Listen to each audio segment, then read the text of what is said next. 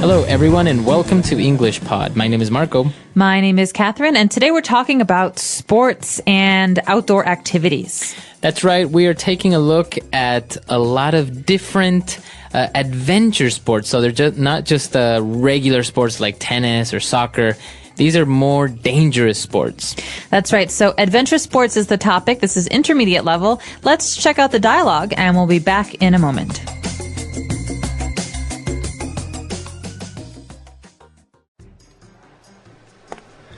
Welcome to Adventure Tours. How may I help you? I want to book a tour with adventure sports. Excellent. Our company has more than 10 years of experience in the adventure tourism and sports field.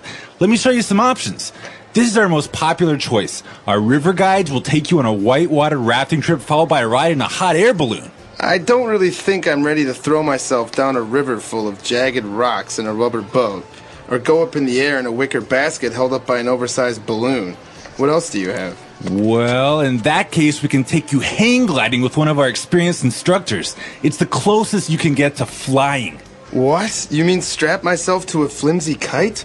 No, thank you. Next? Okay. Well, why don't you tell me a little bit more about what you would like?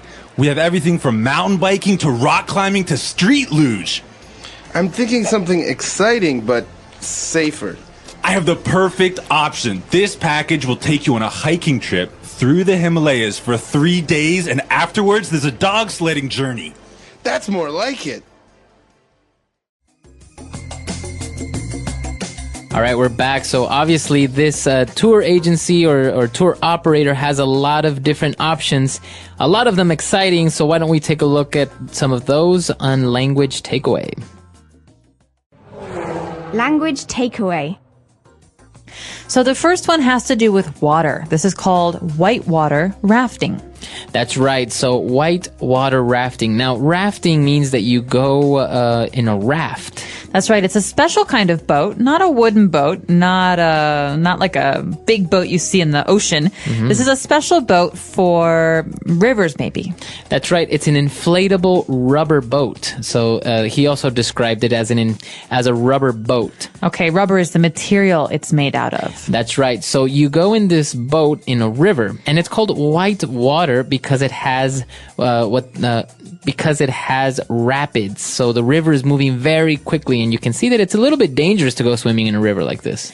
That's right. So when the water goes really fast, or when it hits some rocks, the color changes from being blue or brown to white, and that's why it's whitewater rafting. That's right. It's very, very scary and very dangerous. That's right, but very exciting. So that's considered an adventure sport. And then the trip was followed by a ride in a hot air balloon. Well, everyone's seen balloons before. Sometimes we give children balloons at the fair or maybe for their birthday. Mm-hmm. Balloons are basically rubber filled with air. Mm-hmm. But a hot air balloon is a very special kind of mode of transportation, actually. You can travel in a hot air balloon. That's right. It's a big, big balloon that has a basket under it. And the person actually described it as a wicker basket. A wicker is the material that's used in the basket, right? That's right. You can have wicker furniture, like wicker chairs. It's just a way to basically make furniture out of this kind of bark or natural material. Mm-hmm. So a hot air balloon is a very big balloon, and it's filled with hot air, usually by some sort of fire that's under it. And because it's filled with hot air, it goes up in the air. And as you say, you can use it as transportation, maybe to go very long distances carried by the wind, because there's no real way of giving it direction, or just for fun. That's right. It's another dangerous but less dangerous kind of sport. But after that, we actually have one that I think you have some experience with. It's called hang gliding. That's right. Hang gliding it's another type of sport, also a type of flying sport. And basically, you get on a hang glider. Okay, so if you've seen this before, you'll know that it looks like someone is wearing wings. That's right. It's a big kite that you wear. It's a big kite. It kind of looks like a triangle, like a kite, and you fly in it. So it has no motor. It has not like the hot air balloon. It has no fire. So you just basically glide. You just sail through the air, the atmosphere. Sounds very peaceful. It is. But they say that you should go with an instructor. So what kind of instructor does this tour company offer? That's right. The tour operator talked about taking you on a hang glider trip with one of our experienced instructors. So experienced is the key word here. You want someone who has done this many times before, someone who knows what they are doing. That's right. So an experienced instructor is a person that has, as you say, a lot of experience or is a professional. So that's an experienced instructor. Right. You could even say, I want to take flying lessons with an experienced pilot. Right. Or you can even talk about maybe a chef. He is a very experienced chef. He's been a chef for a long time. That's right. So hang gliding. And our final sport, very exciting as well. We are going dog sledding. Okay, so this is basically a winter sport or a sport that you do in snowy places. You stand or sit on a sled and a team of dogs, so that means many dogs, pull you across the snow. That's right. So you go on a sled, which is basically usually made out of plastic or wood, and this is to go on top of the snow. And as you say, a team of dogs pull you. I think you can see this in movies. This is kind of like the mode of transportation in places where there are no roads, there are no other ways of getting places, that you just get pulled by dogs. Like Alaska or the Arctic Circle, somewhere very, very far north. Exactly. So a lot of great adventure sports, very exciting. I think it's time for us to listen to the dialogue again. And we'll be back in a bit with Language Takeaway Part 2. Welcome to Adventure Tours. How may I help you? I want to book a tour with adventure sports. Excellent. Our company has more than 10 years of experience in the adventure tourism and sports field. Let me show you some options. This is our most popular choice. Our river guides will take you on a whitewater rafting trip followed by a ride in a hot air balloon. I don't really think I'm ready to throw myself down a river full of jagged rocks in a rubber boat, or go up in the air in a wicker basket held up by an oversized balloon. What else do you have? Well, in that case, we can take you hang gliding with one of our experienced instructors. It's the closest you can get to flying. What? You mean strap myself to a flimsy kite? No, thank you. Next? Okay. Well, why don't you tell me a little bit more about what you would like? We have everything from mountain biking to rock climbing to street luge. I'm thinking something exciting, but safer. I have the perfect option. This package will take you on a hiking trip through the Himalayas for 3 days, and afterwards there's a dog sledding journey. That's more like it. All right, we're back. So now we're going to take a look at 3 quick adjectives that we saw in this dialogue on Language Takeaway Part 2. Language takeaway. This first adjective is something I am not a fan of. Let me just say, if you ever go rafting and you see rocks, you want to avoid or you want to stay away from jagged rocks. That's right. So the adjective jagged refers to maybe sharp, or they can cut you, right? That's right. So something that is jagged is not smooth. It's the opposite of smooth. That's right. So maybe you've seen some rocks that have that are very pointy, or that have things that can easily hurt you or cut you. Those are jagged rocks. Broken glass can have jagged edges, and that means you want to avoid touching it because it can hurt you. Exactly. So jagged is a way of describing something that's maybe sharp, pointy, or very dangerous that can cut you. And then moving on, when we were talking about the hot air balloon, this person very cleverly said that he doesn't want to go up in the air in a basket held by an oversized balloon. Okay, so he's exaggerating. Like you said, he's being clever or silly. He's just afraid of the balloon. Mm-hmm. But basically, he's saying an oversized balloon is a very, very, very big or unnaturally big balloon. Right, so bigger than normal. So an oversized balloon would be a balloon that's bigger than normal. Or maybe I've seen an oversized In the early 1990s, I remember a clothing trend. A lot of people like to wear oversized t-shirts. That's right. So t-shirts that were way too big for you or maybe unnaturally big, those would be oversized t-shirts. Like XXXL. Exactly. All right. And our final adjective when he was talking about hang gliding, he said that he's not ready to go up in the air strapped to a flimsy kite. Okay, so the key word here is flimsy. We already talked about a kite. It's something that flies in the air.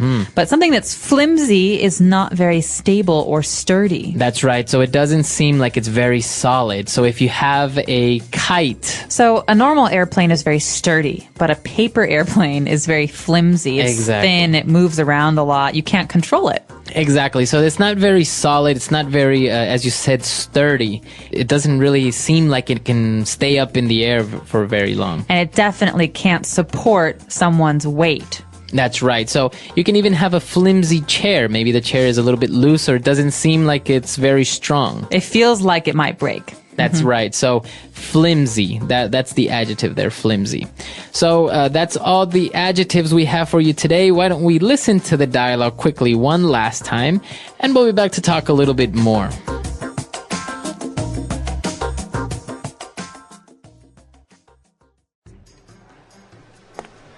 Welcome to Adventure Tours. How may I help you?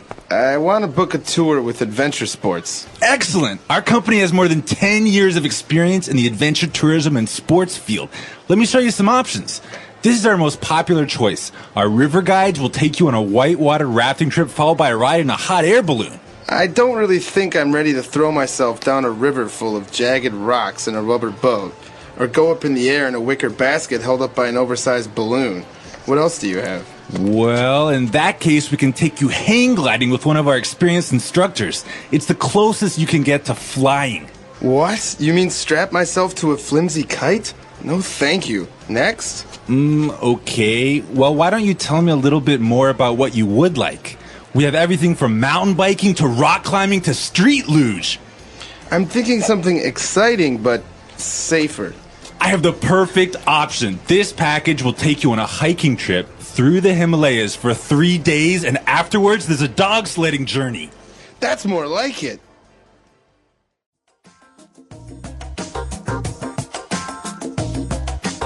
Okay, so Marco, I know this is one of your favorite areas, adventure sports. You're a lot more daring than I am because I wouldn't do many of these things, but what have you done? I've actually haven't been in a hot air balloon. I don't really think that's very exciting. It does seem kind of boring. Yeah, you don't really go very fast. And I've never done a street luge, which is an interesting sport, although it is pretty dangerous. It's basically, you're kind of riding on a type of skateboard, right? Yeah, basically it's a big skateboard and you lie down on it, your feet go down and your head is back, you're on your back, and you go downhill really fast. This is actually an Olympic sport, and it's simply called luge, and you can see this with those big icy tracks that they have, and they go downhill, and they slide down on a bobsled, or luge would actually be the same thing, but just one or two people on some type of like skateboard looking thing. Basically, it's open.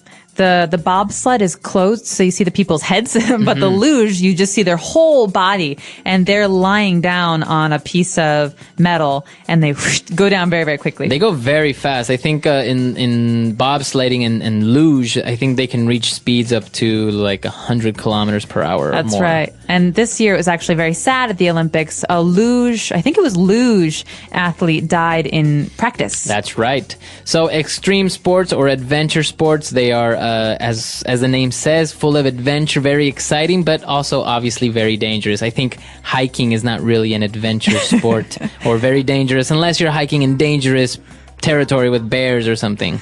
Possible. Well, maybe you guys should let us know, what kind of sports do you do? Do you enjoy adventure sports? Our website is englishpod.com. All right. We'll see everyone there. Bye.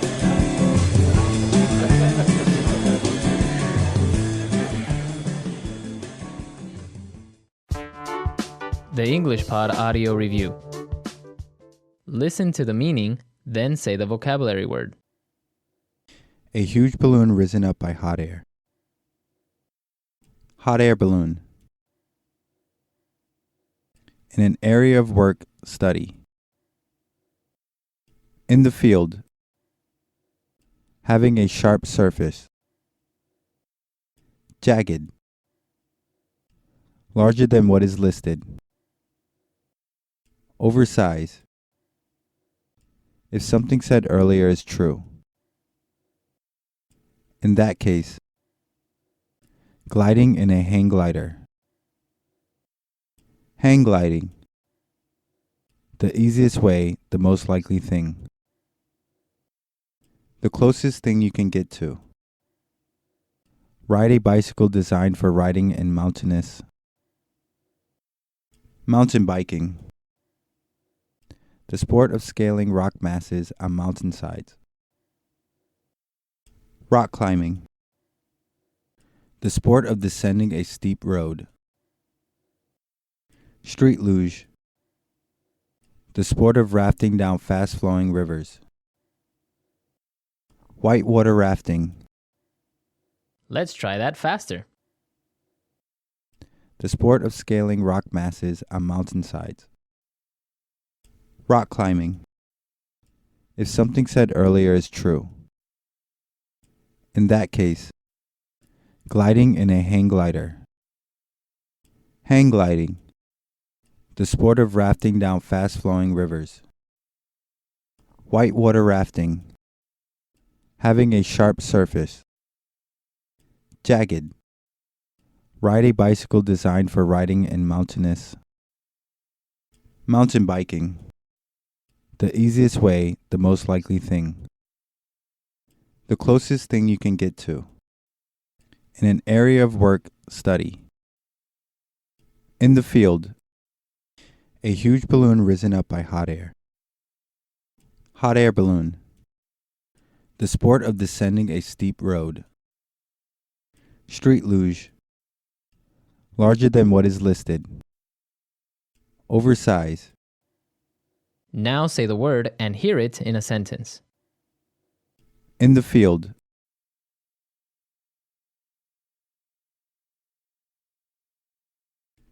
I've been working in the medical field for 20 years now. I know it inside and out. In the field.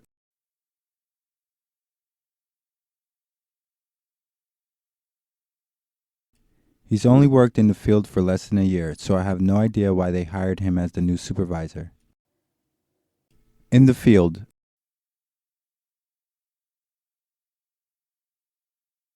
They tested the new theory for 2 years in the field before publishing their findings.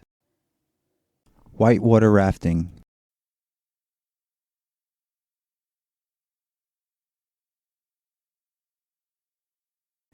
I clung to the sides of the raft as we headed for the rapids and silently wished I had never signed up for whitewater rafting. Whitewater rafting.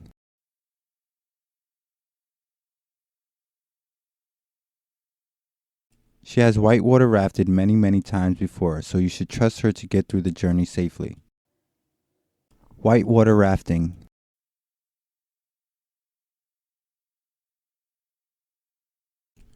The summer camp I'll be attending is offering a whitewater rafting excursion. Jagged.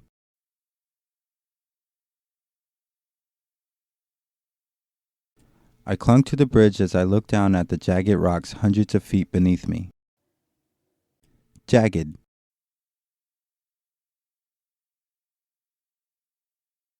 As I picked up the broken glass, the jagged edges cut into my hand. Jagged. The tailor began to cut off the jagged edges of the piece of fabric. Oversize. The oversized coat engulfed me. Oversize. I began to fall asleep in the oversized armchair. Oversize.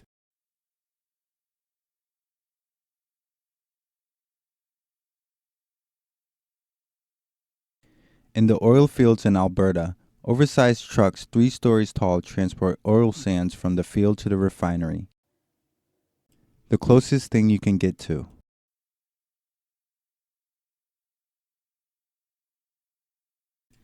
Eating McDonald's is the closest thing you can get to eating Western food in China.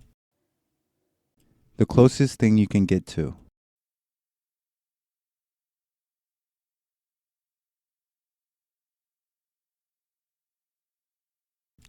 Descending a steep incline on a roller coaster is the closest you can get to experiencing zero gravity without having to get on a jet plane. The closest thing you can get to.